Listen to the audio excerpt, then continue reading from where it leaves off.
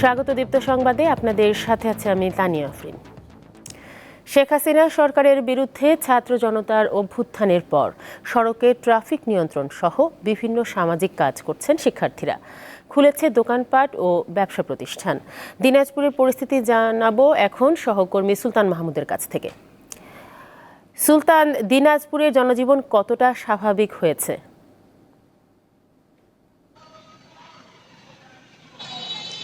তানিয়া, আপনি জানেন যে শেখ হাসিনা সরকার পতনের পর থেকেই দিনাজপুরের যে অস্থির অবস্থা ছিল সেটি কিন্তু শিক্ষার্থী এবং জনতা কিন্তু মিলে সেটিকে অনেকটাই স্বস্তির মধ্যে ফিরিয়ে এনেছে। আমরা দেখেছি যে দিনাজপুরের স্বাভাবিক যে জীবনযাত্রা সেটি অনেকটাই স্বাভাবিক, বিশেষ করে দোকানপাট, স্কুল, কলেজ, ব্যাংক, বিমা সকল কিছু স্বাভাবিক রয়েছে। আমরা এখন দাঁড়িয়ে আছি দিনাজপুর বালিকা উচ্চ বিদ্যালয় কেন্দ্রে। এখানে দেখেছি যে দিনাজপুরের বালিকা উচ্চ বিদ্যালয়ের শিক্ষার্থীরাও কিন্তু তাদের যে দৈনন্দিনের যে অ্যাক্টিভিটিস অর্থাৎ ওয়ালে যে লেখা, তারা বিভিন্ন রকমের কিন্তু কর্মকাণ্ড তারা করছে। এবং আমরা দেখেছি যে স্কুলের ভিতরেও আমরা গিয়েছিলাম কিছুক্ষণ আগে, সেখানে দেখেছি যে ছাত্রীরাও কিন্তু স্কুলে প্রবেশ করেছে এবং নিয়মিত ক্লাস হচ্ছে।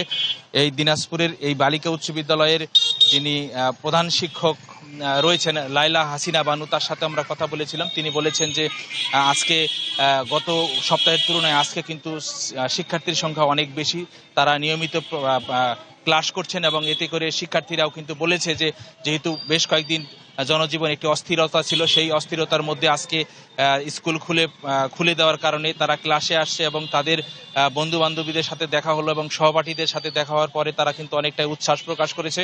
এবং তারা বলছে যে শিক্ষার্থীরা বলছে যে আজকে মর্নিং শিফটের যে ক্লাসগুলো ছিল সকাল 7টায় স্কুল খুলে দেওয়া হয়েছে, দুপুর 12টায় কিন্তু কিছু শিক্ষার্থী ছুটি হয়েছে। আমরা দেখেছি যে অনেক শিক্ষার্থীরা কিন্তু ছুটি হওয়ার কারণে তারা চলে যাচ্ছে এবং ডে শিফটের যে শিক্ষার্থীরা তারাও কিন্তু ক্লাসে প্রবেশ করছে। সব মিলে যদি আমরা বলি যে দিনাজপুরের জনজীবনের মধ্যে অনেকটাই স্বস্তি ফিরে এসেছে, সকল কার্যক্রম স্বাভাবিক শুরু হয়েছে। তানিয়া।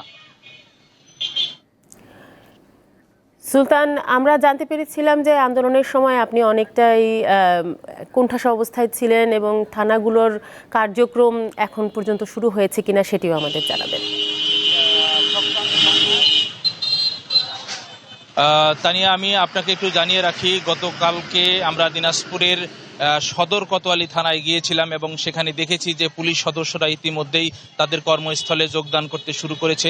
তারা বলেছে যে যেহেতু দিনাজপুরের 13টি থানার মধ্যে প্রায় কয়েকটি থানা, বিশেষ করে বোচাগঞ্জ, বিরামপুর, নবাবগঞ্জ এবং হাকিমপুর, এই কয়েকটি থানার উপরে কিন্তু দুর্বৃত্তরা হামলা করেছিল এবং সেই হামলার কারণে বেশ কিছু থানায় কিন্তু এই যে কয়েকটা থানার কথা উল্লেখ করেছি সেই থানায় কিন্তু ভাঙচুরের ঘটনা ঘটেছে এবং মোটরসাইকেলও কিন্তু পুড়িয়ে দেওয়া হয়েছে। তবে গতকালকে জেলা পুলিশ সুপারের সাথে কথা বলেছিলাম, তিনি আমাকে জানিয়েছে যে ইতিমধ্যেই যারা পুলিশ সদস্য এবং প্রতিটি থানার যারা ইনচার্জ রয়েছেন তাদেরকে মেসেজ দেওয়া হয়েছে এবং তারা সেই মেসেজ অনুযায়ী থানার যারা পুলিশ সদস্যরা রয়েছেন তারা কিন্তু থানায় এসে শুরু করেছে এবং স্বাভাবিক কাজকর্ম কিন্তু শুরু করে দিয়েছে এবং পুলিশের মধ্যে যে একটি আতঙ্ক ছিল সেটা কিন্তু অনেকটাই কেটিয়ে উঠতে পেরেছে বলেও পুলিশ সদস্যরা আমাদেরকে জানিয়েছে। তানিয়া। ধন্যবাদ সুলতান মাহমুদ। ধীরে ধীরে স্বাভাবিক হচ্ছে ঠাকুরগাঁওয়ের জনজীবন, সেখানকার খবর জানাবেন সহকর্মী মাইনুদ্দিন তালুকদার হিমেল। হিমেল, ঠাকুরগাঁওয়ের আজকের অবস্থা আমাদের জানাবেন।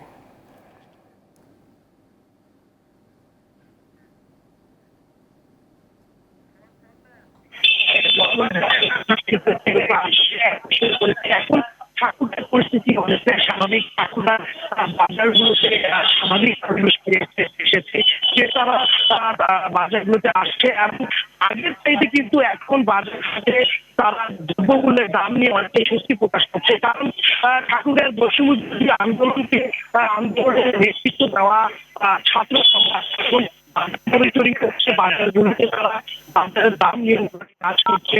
আমি লক্ষ্য করেছি শুধুমাত্র ঠাকুরের বাজারগুলো না, ঠাকুরের ট্রাফিক পুলিশের যে শূন্যতা ছিল সেই শূন্যতা কাটাতে এই সমুদ্রী আন্দোলনের ছাত্ররা ট্রাফিক পুলিশের দায়িত্বকে কাজ করছে।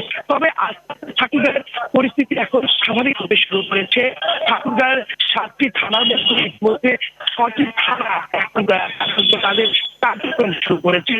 শুধুমাত্র একটি তারা নিরাপত্তা জড়িত কারণ দেখিয়ে এখন পর্যন্ত শুরু করা সম্ভব হয়নি। সেই সাথে বিভিন্ন দুর্যোগকে কেন্দ্র করে হিন্দু জনগোষ্ঠী যে ঠাকুরগাঁয়ের বর্ডার লাইনে ভিড় করেছিল, তারাও এখন আস্তে আস্তে ঘর ফিরতে শুরু করেছে এবং বিজিবি সেনাবাহিনী পুলিশ সদস্য একত্র হয়ে ঠাকুরগাঁয়ের সাধারণ মানুষকে সর্বপ্রকার সহায়তা এবং আশ্বাস দেওয়ার তারা তাদেরকে আশ্বাস দেওয়ার কথা জানিয়েছে। এই ছিল ঠাকুরগাঁয়ের পরিস্থিতি নিয়ে আমার শেষ। ঠাকুরগাঁও থেকে টেলিফোনে যুক্ত ছিলেন মাইনুদ্দিন তালুকদার হিমেল। কিছুক্ষণের মধ্যে অন্তর্বর্তীকালীন সরকারের উপদেষ্টা বিধান রঞ্জন রায় ও সুপ্রদীপ চাকমা শপথ নেবেন। পাশাপাশি শপথ নেবেন প্রধান বিচারপতি সৈয়দ রেফাত আহমেদ। বঙ্গভবনে চলছে এর আনুষ্ঠানিকতা। সেখানে রয়েছেন আমাদের সহকর্মী মাহমুদ শাওন। শাওন, শপথ গ্রহণ অনুষ্ঠানের এই মুহূর্তের অবস্থা আমাদের জানাবেন। তানিয়া, আগে পূর্ব ঘোষিত সময় অনুযায়ী আজ দুপুর 12টায় এই বঙ্গভবনে শপথ গ্রহণ জন্য উপস্থিত হয়েছেন। জানেন যে দুইজন উপদেষ্টা এই মুহূর্তে উপস্থিত হয়েছেন। তারা হচ্ছেন বিধান রঞ্জন রায় এবং সুপ্রদীপ চাকমা, এবং অন্যজন যে ফারুকি আজম, তিনি দেশের বাইরে থাকায় এই মুহূর্তে তিনি ওখানে উপস্থিত হতে পারছেন না বলে তিনি শপথ আজ নিতে পারছেন না। এবং এই মুহূর্তে আসলে প্রস্তুতি যদি বলি যে পুরোপুরি প্রস্তুত, এবং আমরা দেখেছি যে অন্যান্য যারা উপদেষ্টা গত বৃহস্পতিবার শপথ নিয়েছিলেন অন্তর্বর্তীকালীন সরকারের, তারা কিন্তু প্রায় সকলেই উপস্থিত হয়েছেন। এবং একই সঙ্গে আমরা দেখেছি সেনাপ্রধান, 3 বাহিনীর প্রধানের ওখানে উপস্থিত আছেন। এছাড়া বিশিষ্ট ব্যক্তি, বিভিন্ন ক্ষেত্রে পেশাজীবী যারা গণ্যমান্য ব্যক্তি রয়েছেন, তারা কিন্তু এখানে উপস্থিত আছেন। একই সঙ্গে জানেন যে আজ প্রধান বিচারপতি সৈয়দ রেফাত আহমেদ প্রধান বিচারপতি হিসেবে তিনি শপথ নেবেন। মূলত উপদেষ্টাদের শপথ গ্রহণের পরপরই প্রধান বিচারপতি হিসেবে তিনি শপথ নেবেন। তার প্রস্তুতিও কিন্তু এখানে একেবারেই শেষ, এবং সবারই অপেক্ষা, এখানে সবাই বঙ্গভবনে অপেক্ষা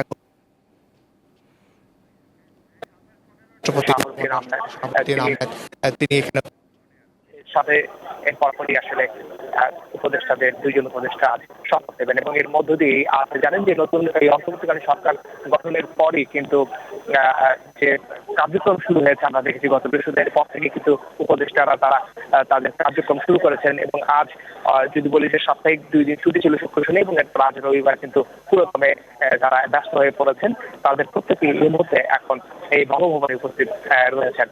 তো সব মিলিয়ে বলা যায় যে এই শপথ 2জন উপদেষ্টা শপথ নেবেন, বাকি থাকবেন একজন, তিনি হয়তো শীঘ্রই দেশে ফিরলেই তিনি শপথ নিয়ে নেবেন। এবং এর মধ্যে দিয়েই অন্তর্বর্তীকালীন সরকারের যে 17 জন উপদেষ্টা, তারা প্রত্যেকেই শপথ নিয়ে ব্যস্ত হয়ে পড়বেন দেশ গঠনে। তানিয়া, বঙ্গভবন থেকে শপথ গ্রহণ অনুষ্ঠানের সবশেষ জানাচ্ছিলেন মাহমুদ শাওন। আন্তর্জাতিক প্রসঙ্গ। মিয়ানমার থেকে বাংলাদেশে পালানোর সময় ড্রোন হামলায় শিশুসহ 200 রোহিঙ্গা নিহত হয়েছে। প্রত্যক্ষদর্শীদের বরাত দিয়ে শনিবার এ তথ্য দিয়েছে বার্তা সংস্থা রয়টার্স।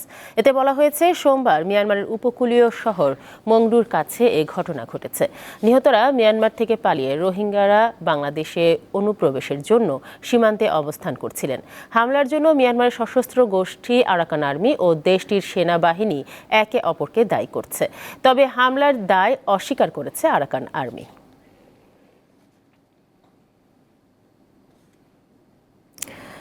ইউক্রেনের হামলার মুখে সীমান্তবর্তী কুরস্ক অঞ্চল থেকে ৭৬,০০০-এর বেশি বাসিন্দাকে সরিয়ে নিল রাশিয়া।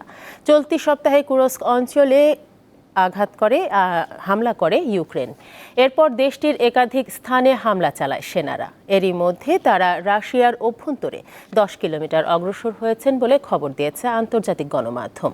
কয়েকদিন ধরেই হামলা অব্যাহত রেখেছে ইউক্রেন।